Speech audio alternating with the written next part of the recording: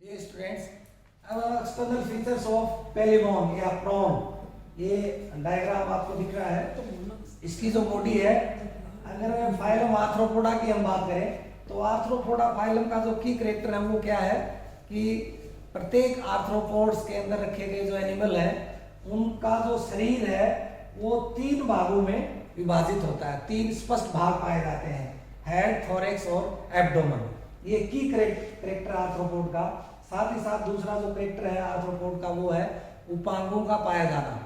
Appendage are found in each segment of each part of the body. जैसे head region में एक जोड़ी head region में पाए जाएंगे, थोरैक्स रीजन में मिलेंगे और एब्डोमिनल रीजन में प्रत्येक सेगमेंट पर एक जोड़ी उपांग पाए जाते हैं। ये की करेक्टर है। स्ट्रक्चर की हम बात करें तो ये जो भाग है ये हेड और थोरैक्स का मिला हुआ भाग है और ये कहलाता है सिफेलोथोरैक्स। ठीक है, सिफेलोथोरैक्स। और ये जो भाग है वो एब्डोमिनल है, ये एब्डोमिनल। सिफेलोथोरैक्स और एब्डोमिनल के बीच में एक मेम्ब्रेन पाई जाती है जिसे आर्थ्रोडियल मेम्ब्रेन कहते हैं। इस आर्थ्रोडियल मेम्ब्रेन का जो निर्माण है वो एब्डोमिनल का जो पहला सेगमेंट है उसके अंदर पाए जाने वाले टिश्यूज का आपस में फ्यूज होना, वो आपस में संलयित हो जाते हैं और उस संलयित होने के कारण आर्थ्रोडियल मेम्ब्रेन का निर्माण होता है। और ये आर्थ्रोडियल जो मेम्ब्रेन है ये कैरापेक यानी के सिफेलोथोरैक्स और एब्डोमेन के बीच होने वाले मूवमेंट के लिए उत्तरदायी होती है। हेड रीजन की बात करें तो हेड में आप देखिए जो कैरापेक है हार्ड काइटिन का बना एक कवर है और ये प्रोटेक्शन देता है और आगे एक नुकीली संरचना के रूप में निकला हुआ रहता है, तो ये कहलाता है रोस्ट्रम। जो आगे की तरफ नुकीली संरचना है कैरापेक की वो रोस्ट्रम। सबसे पहला जो उपांग पाया जाता है हेड में वो है एंटीन्यूल। एक जोड़ी एंटीन्यूल पाए जाते हैं। दूसरा जो उपांग है वो है एक जोड़ी एंटीना। स्थायी स्लाइड के अंदर आपको मैंने बताया था, याद हो तो, जो स्टेटोसिस्ट पाई जाती है इसमें, तो वो एंटीना के बेस में यहाँ पर स्टेटोसिस्ट पाई जाती है और उस स्टेटोसिस्ट का काम है संतुलन, बॉडी का बैलेंस बनाना। जैसे हमारी बॉडी के अंदर बैलेंस बनाने का जो काम है वो करता है इंटरनल ईयर, आंतरिक जो करण है उसके द्वारा हमारे बॉडी का संतुलन होता है। और इसमें बॉडी बैलेंस का जो काम करने वाली स्ट्रक्चर है वो एंटीना के बेस में पाई जाती है स्टेटोसिस्ट। इसके अंदर जो विजन के रूप में जो आई पाई जाती है, आई जो है कंपाउंड आई होती है। इसमें हमारी जो आंख है वो सिंपल आई है और ये है संयुक्त नेत्र कंपाउंड आई। कंपाउंड आई और सिंपल आई के अंदर जो अंतर है वो आपको बता दूं कि जैसे मान लीजिए कोई भी ऑब्जेक्ट है, जैसे मान लीजिए ये कोई मोमबत्ती है, ये मान लीजिए कोई मोमबत्ती है, तो हम अगर इस मोमबत्ती को देखेंगे तो सिंपल आई के द्वारा हमारी आई के अंदर जो लेंस है उसके अंदर इसकी इमेज जो है पूरी एक इमेज बनेगी, एक ही इमेज बनेगी कंप्लीट, वो सिंपल आई।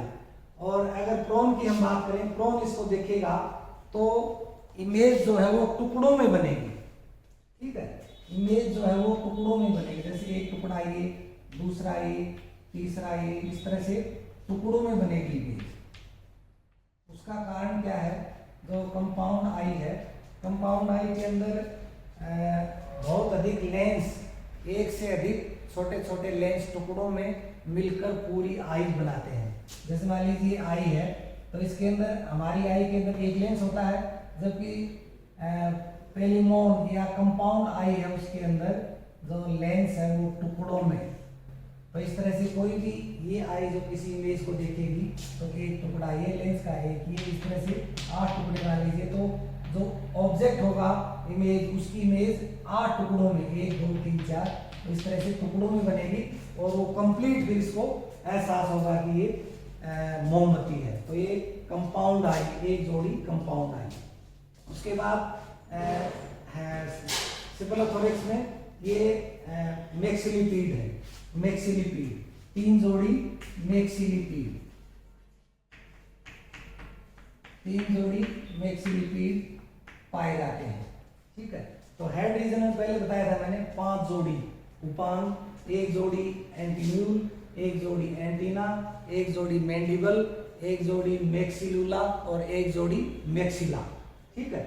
और जो थोरेक्स रीजन है उसमें 8 जोड़ी उपांग पाए जाते हैं, 3 जोड़ी मैक्सिलिपीड और 5 जोड़ी जो है वो वॉकिंग लेग्स पाए जाते हैं।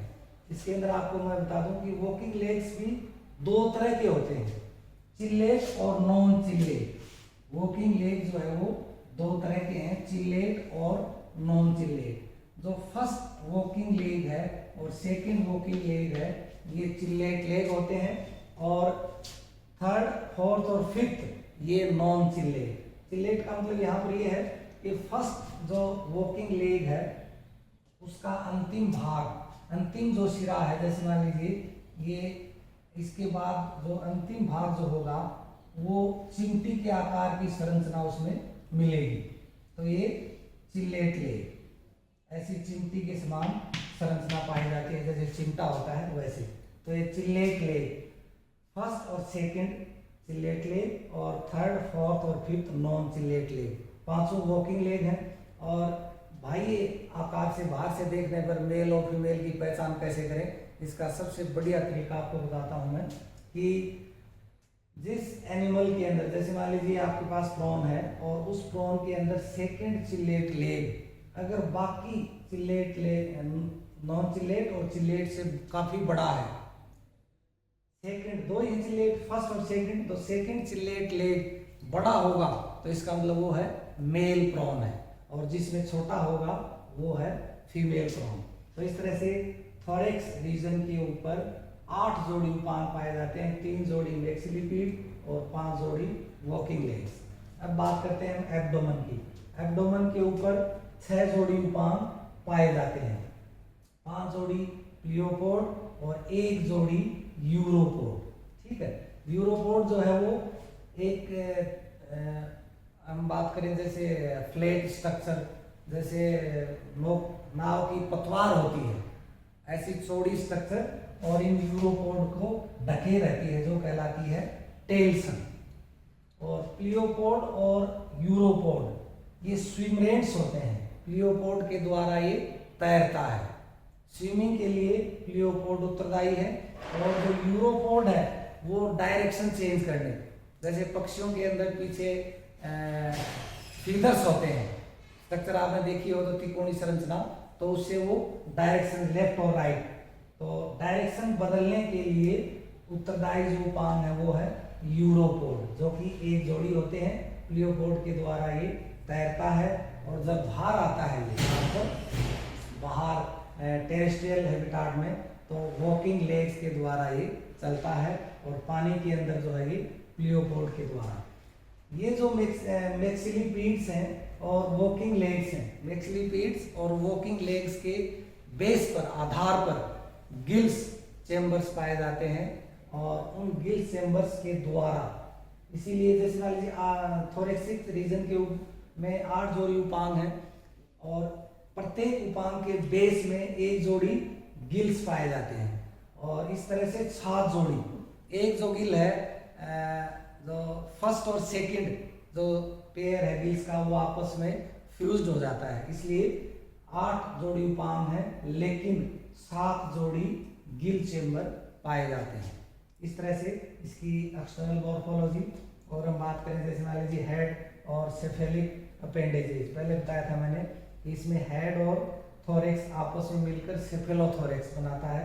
तो हेड और सेफेलिक उपांगों के अंतर्गत 5 जोड़ी उपांग पाए जाते हैं, 1 जोड़ी एंटीन्यूल, 1 जोड़ी एंटीना, 1 जोड़ी मैंडिबल, मैक्सिलुला और मैक्सिला। थोरेसिक अपेंडेजेस में 8 जोड़ी, 3 जोड़ी मैक्सिलिपीड और 5 जोड़ी वॉकिंग लेग्स।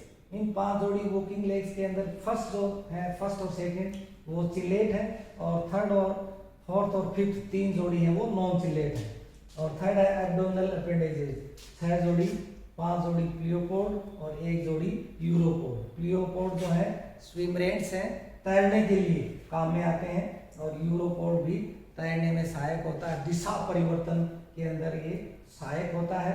और जो टेल्सन है ये इन यूरोपोड को कवर करके हुए रखे हुए रहता है। इस तरह से ये एक्सटर्नल फीचर्स ऑफ पेलिमोन। थैंक्स।